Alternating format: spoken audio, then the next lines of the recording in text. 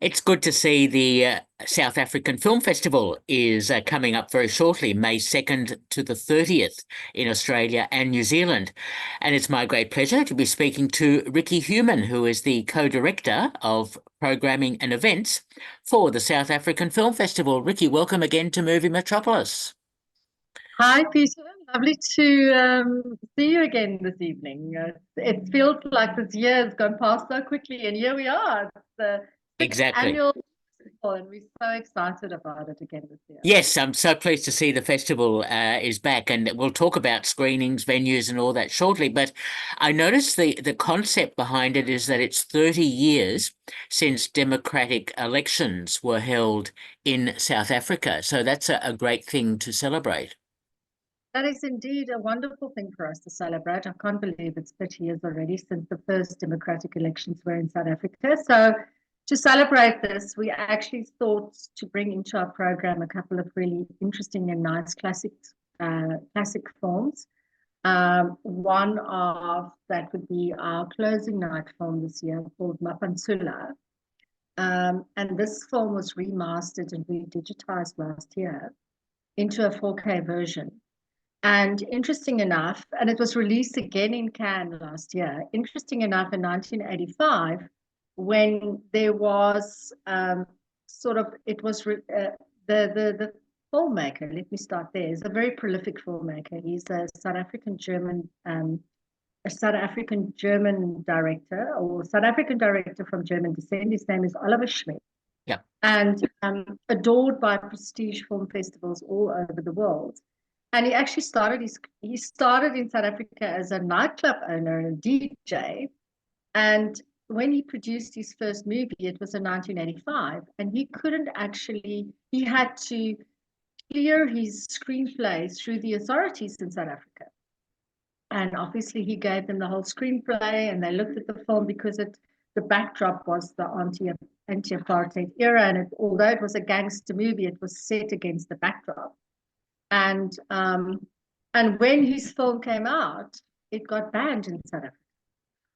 And then in 1988, it was invited to screen in The Uncertain Regard in Cannes. And of course, then it kickstarted his career, and many other very interesting films and short stories came from this prolific director after that. What a terrific screening, and that's an excellent way to close the festival. And speaking of that 30 years of democratic elections, I notice you've got two films that deal with that: the 1994, The Bloody Miracle, and The 16th Man. Yes, absolutely. So the Bloody Miracle sort of depicts that chaos in the country just before Mandela was released from prison. And the producers, obviously put all of this together, and they have this very rare interviews with President de Klerk, who basically Mandela, obviously he put the whole thing in motion with President Nelson Mandela while he was still in jail, so that he could get released from jail and become the president of the country. So there's very rare interviews with him, as well as with President Jacob Zuma. And it's also narrated by one of our country's iconic sort of um, um, people or men that you can call John Carney. So it's a very interesting film. And actually, the producers didn't quite know that the film was going to get recognized again last year. And suddenly everybody wanted to have a look at it. So we obviously looked at it as well. And it's a wonderful sort of showcases that era and the time that all that chaos was going around in South Africa. Yes. And The 16th Man? And The 16th Man was sort of also a very sort of a time in sport, in rugby, that sort of also marked a very interesting sort of period with the 1995 World Cup, and where President Mandela decided, because obviously it was very chaotic when he came out of prison, and the whole country was still a little bit in chaos, and everybody was very sensitive towards race and what was going on in the country and what will happen to the country.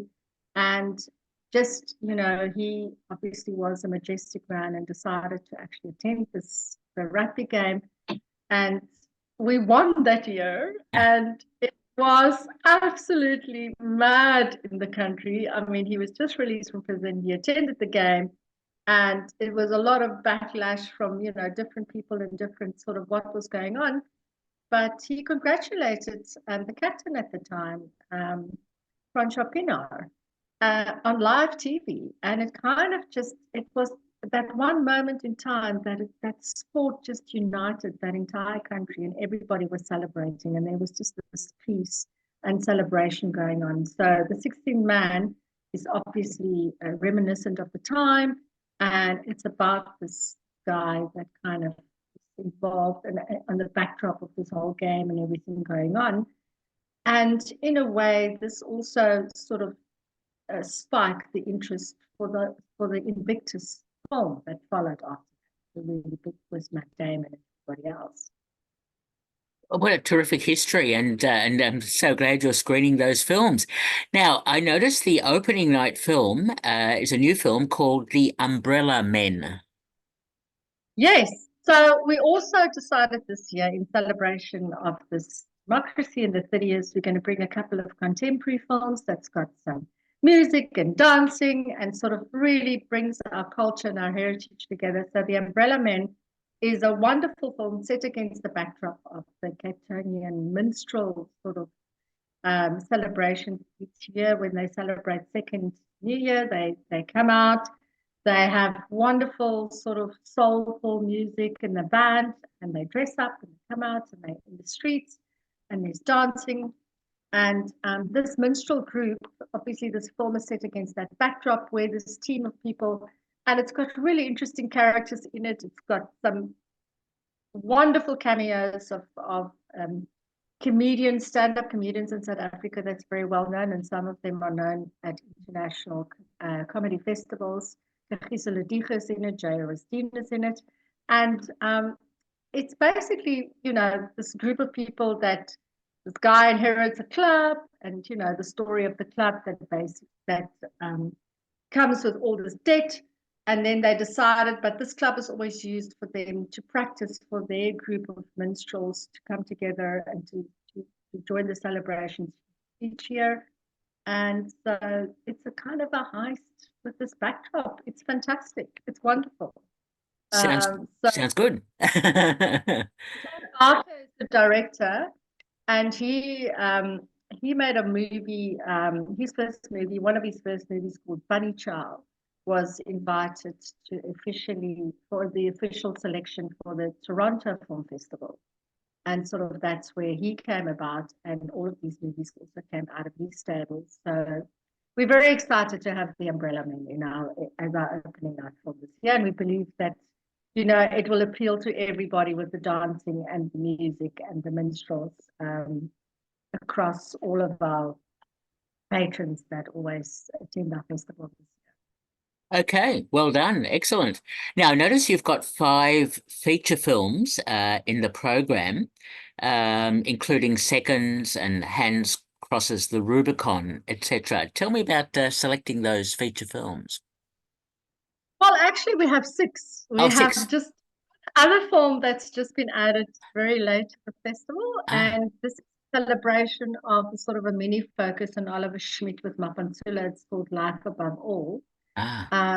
So we will also feature this film in our online program, and it was also one of the films that was officially selected for South Africa's Oscar entry, Academy Awards entry, and it actually got shortlisted as one of the 5 foreign language films across in the entire world to be selected as the best winner. So we're very excited to have the film as part of our program as well. Look, the feature films, obviously our focus was the 30 years of celebrating democracy. So for us, it was important to have some of the films that was remastered and digitized, especially for that last year, and got invited to international film festivals to make that part of our program this year. But, some of the films, we often look at what is being what is the new films that are officially selected for the Durban International Film Festival, as well as the Encounters Film Festivals, the Documentary Film Festival in South Africa. And those are kind of our key main festivals in South Africa that also celebrate locally produced feature films. Durban is an international film festival, and so is Encounters. So we often look at the films that win awards and are recognized in those festivals, and those are the ones that we try and bring out to our festival in Australia. And from Australia, we also have a sister festival in Canada. So they also look at the same program. So that's how we try and sort of think about our program and think about the films that are recognized. Some of them are not only just recognized in South Africa and they win critical acclaim, they also then get invited to other international festivals. Okay. And those are the ones that we try and share with the as well. Okay, very good. I must ask you, how strong it now is South Africa in terms of producing films? Is it a reasonable industry, or does it rely a lot on co-productions? You know, it's actually a thriving industry because, as with any other international country, the local channels and the local networks now fully support locally. So feature films. The only problem we face as an international film festival is obviously to secure the rights, because they're now easily taken by, you know, the over-the-top streaming services like the Netflix and the Amazons and everything else. So even though I sometimes earmark specific films for our festival, it then becomes quite a bit of a tricky situation to try and secure the rights. And I'm sure that every director's, you know, challenge in international film festivals. But yes, going back to your question, it is actually doing extremely well. They have maybe not so much feature films, because the feature films are now, I think this is not just South Africa, it's across the world. They are produced for these streaming services. So they're not necessarily produced for any festivals that much anymore. So there are quite a few independent films, but the focus is co-productions. The focus is top-notch series. And so, yes, I think we're not that different to anywhere else in the world. But it is still a thriving industry. And funny enough, there's a lot of other international countries that now actually come to South Africa to produce as well, because South Africa, for all the challenges it also has it's got top-notch studios, you know, production studios and production facilities. Yep. Excellent. All right. Very interesting to hear that. Now, let's talk about documentaries. I mean, we've spoken about a few already, but I notice you've got quite a few documentaries, let's talk about those, including one called George Bizos Icon. Yes, so we're very excited this year to have the George Bizos Icon film. It also kind of helps us with our 30-year celebrations, and we honored that his son Alexei and his partner Jane Lipman will actually join us physically to attend the screenings in Sydney, Melbourne, and in Auckland. And apart from the fact that I think most people know that George Bizos was a human rights lawyer, who represented Nelson Mandela, obviously during the Rivonia trials in South Africa. And he was a fierce sort of advocate for anti-apartheid laws in South Africa. He also, I'm not sure if you knew this, but he notably with his father, when he was 14 years old, they actually helped 7 New Zealand soldiers that was hiding in the hills to escape the German-occupied Greece. And they escaped to Crete. So they have a connection with these Germans, what am I saying, New Zealand soldiers and their families. So that's why they also are going to Auckland for the actual physical screening to attend. And we've actually made connection. We connected with all of those families and their soldiers, and they will be attending the screening as well in Auckland. So he's a very interesting man. I mean, apart from the fact that he obviously then represented Mandela, he then became an ANC member. And And he was originally a refugee in South Africa. And for the first 2 years, he didn't speak English or Afrikaans.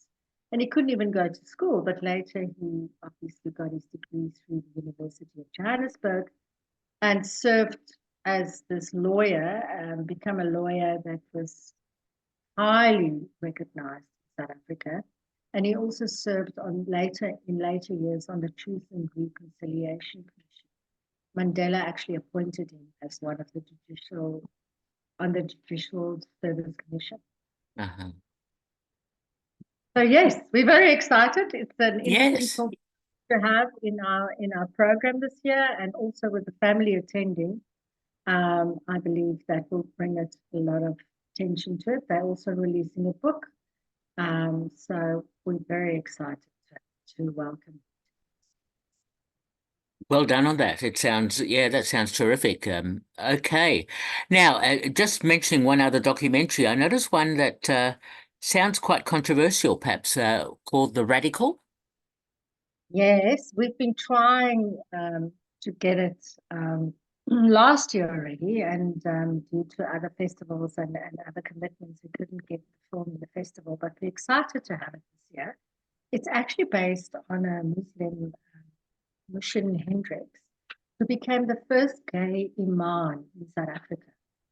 And obviously through fear and faith, he kind of kept his sort of his faith, and he stayed in his religion, but it was very difficult for him. But he also then gave the rise to the global queer Muslim network.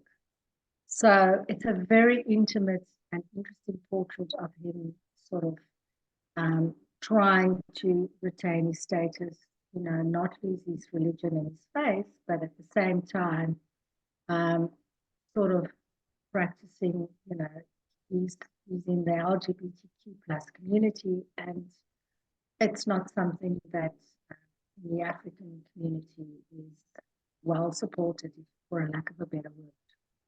Okay, very good. And I notice you've got quite a selection of short films. Yes, we've got 11 short films this year, and each of them have either won awards in South Africa through those festivals, Encounters or Durban International Film Festival, and some of them also got recognition internationally. So there is an array of interesting little short films. I don't know if you saw, we released one short film in advance of the festival, to sort of showcase the package, called Real. And Real is one of the oldest indigenous dances in South Africa. It's called Real. So the whole short film is about this dance in the Karoo and this young woman that's sort of the grandchild of their grandmother, and sort of the community that comes home, and she learns to do this dance. So yes, and there's the other one that I thought I should mention tonight is also called I'm Sheriff, or Sharif.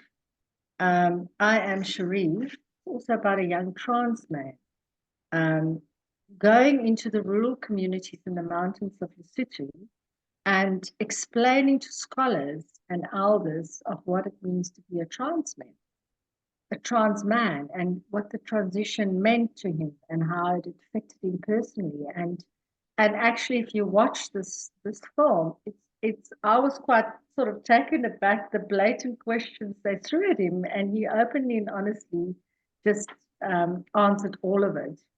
So, and we have connected him with someone in Australia that's also studying to be a young medical doctor for some bonus content for the festival. And he's doing a lot of work in the community, and he's had a conversation with him about this education and what it means.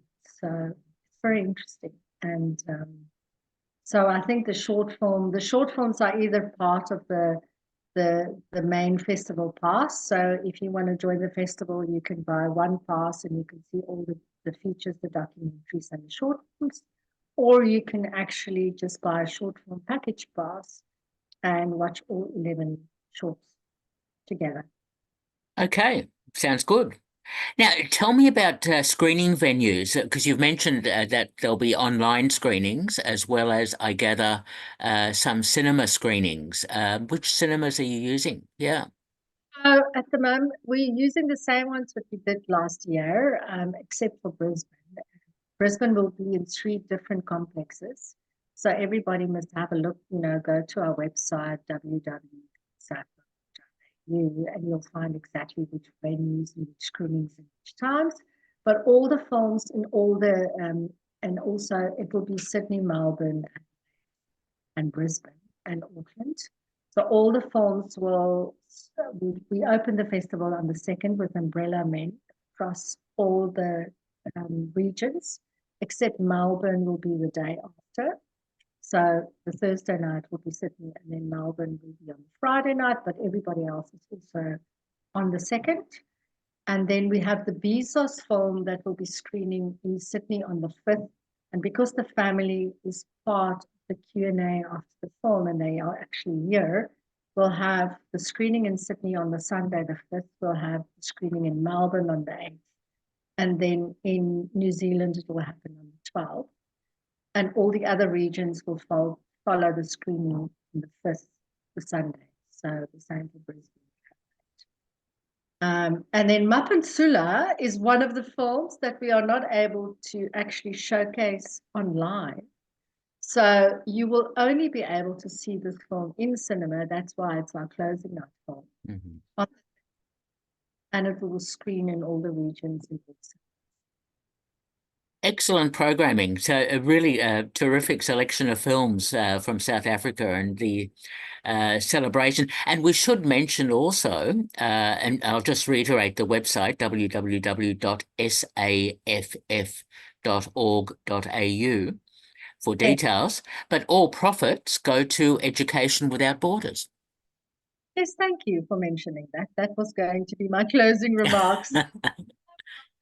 And all the all the donations that we receive for the festival goes for our charity, which we are very proudly we represent, Education Without Borders, and it basically focuses on young students that are at risk in South Africa of providing them with additional classes, especially with math and English, and helping them with after-school sort of lessons. And there are a lot of interesting things happening around the charity. And this year we had a new professor that's joining the charity in South Africa that will also link some of the programs with the universities. So we're very excited with about the development of Education Without Borders in South Africa. Excellent stuff. This is the South African Film Festival, May the 2nd to the 30th. I've mentioned the website, and so did Ricky, and we've been speaking to Ricky Human, who is the co-director of programming and events for the South African Film Festival. Congratulations on the festival, Ricky, and I hope it all goes well. Thank you, Peter. Now we just want people to come along and book their tickets and join us. And also just to mention that the opening night, there will be a complimentary drink and some snacks. And we also have a special sort of live music session. So definitely something to look forward to in Sydney and in Melbourne. Excellent stuff. Congratulations on it all. Ricky, thank you so much for talking with me. Thanks for your time, Peter. Have a good night. You too. All the best. Bye-bye. Okay, bye.